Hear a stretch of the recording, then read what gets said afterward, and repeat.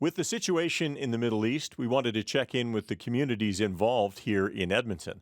We started out with Musa Kuskus. He's with the Canada-Palestine Cultural Association. The community's really been galvanized to do something, and our rallies, if you notice, we've had 10,000 plus people at them, and all races, all ethnicities, all religions, people really coming together just for a humanitarian cause. But if I'm being honest, the Palestinian and Arab community is really frightful right now because we feel like we're really being demonized. A lot of people have referred to our events as, hate rallies and stuff like this. But, I've invited anyone who says that to come out and see our rallies. In fact, we always have a component of the local community because we're all Edmontonians. We love this city. I know a member very closely. She's lost 30 people in one airstrike.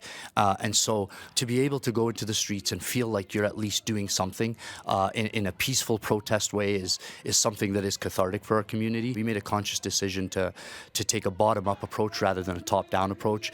What I mean by that is rather than going to our governments and constantly begging them to do something, we're going to go to the streets now and try to change the people from the bottom, and hopefully that moves its way up instead of the top-down approach, which just hasn't been working. The Canada-Palestine Cultural Association has been organizing weekly rallies, and they plan to continue doing so.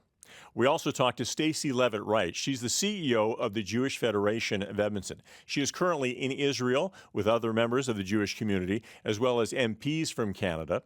We asked her why it was important for her to be there and also how this conflict has affected members of her community.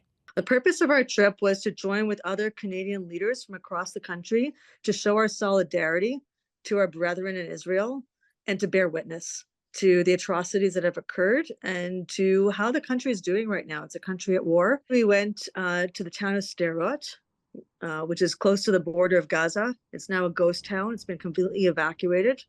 And we had a conversation with the mayor there about how his community has been impacted and how he continues to support a community that's been displaced and dispersed across the country. Specifically in Edmonton, on the streets of Edmonton, we're seeing people being harassed for being affiliated to Israel, for being Zionist in their identity, which means, support for the state of Israel and love for the state of Israel, and for being Jews.